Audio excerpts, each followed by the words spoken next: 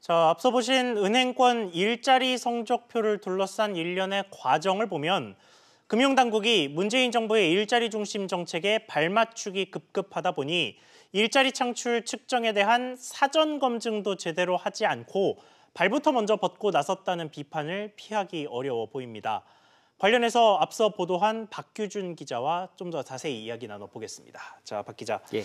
우선 애초에 금융당국에서 이 은행권의 소위 일자리 성적표를 발표하겠다 뭐 이렇게 얘기를 했던 취지는 뭐였습니까? 우선 이 문재인 정권이 일자리 정부를 표방을 한 상황에서 이 금융 쪽도 이 일자리 창출에 대한 역할을 해야 한다는 그걸 또 강조하고자 하는 취지로 이번 정책이 나오게 된 겁니다.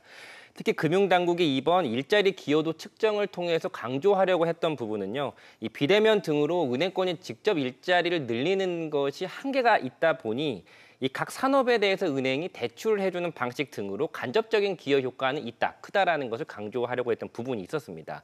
즉 은행권 대출이 기업 활성화라든지 이를 통한 취업에도 영향을 미친다는 것을 보여주고 싶었던 겁니다. 그 핵심이 바로 고용유발 개수였던 건데 한마디로 이 고용유발 개수 활용이 백지화된 겁니다. 그 대신에 금융위는 KDI, 이 한국개발연구원이 예전에 작성한 보고서에서 활용을 했었던 이 대출의 고용차출 효과, 이거를 새롭게 이것도 분석하는 게 아니라 인용하는 수준에서 담기로 결정했습니다. 그렇군요. 어쨌든 뭐 현실적으로 생각을 해봐도 기업에 대출을 해준다고 해서 뭐 그 대출금이 뭐 설비 투자에 쓰일지 채용에 쓰일지 뭐 이런 거는 알 수 없는 부분이라서 잘 불투명한 부분이 생길 것 같기는 한데 어쨌든 이게 백지화가 됐단 말이죠. 이 부분을 좀 더 짚어보죠. 네, 고용유발 개수를 활용해야만 이 은행권의 간접적인 일자리 창출 효과를 객관적이고도 계량화해서 파악을 할 수가 있는 건데요.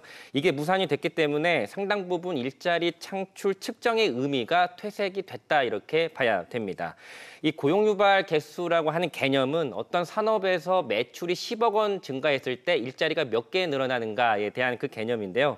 그런데 금융연구원은 이번에 이 고용유발 개수의 대출액을 곱한 수치도 금융위원회에 그 수치도 같이 제공을 하면서 다만 이 산업에 대출을 많이 해줬다고 해서 이게 방금 앵커께서 말씀하셨듯이 이게 고스란히 매출액 혹은 또 일자리 증가 쪽으로 직결이 된다, 반영이 됐다고 볼 수는 없다. 이런 한계도 같이 지적을 한 거고 결과적으로 이런 지적을 금융위원회가 받아들인 겁니다.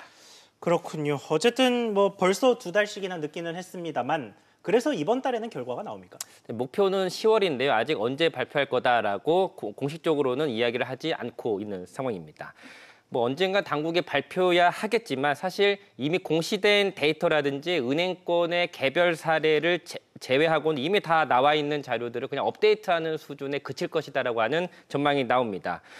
한편 금융위 일자리 창출 계획 발표에 은행들만 좀 애꿎게 뭐 처리해야 될 자료라든지 제공해야 될 자료들만 늘었다, 일만 늘었다라고 하는 뒷말도 동시에 나오고 있습니다. 네, 그렇게 은행들이 일은 했는데 뭐 결과적으로 지표도 그렇게 썩 훌륭하게 나오지는 않을 것 같네요. 박 기자 이야기 잘 들었습니다.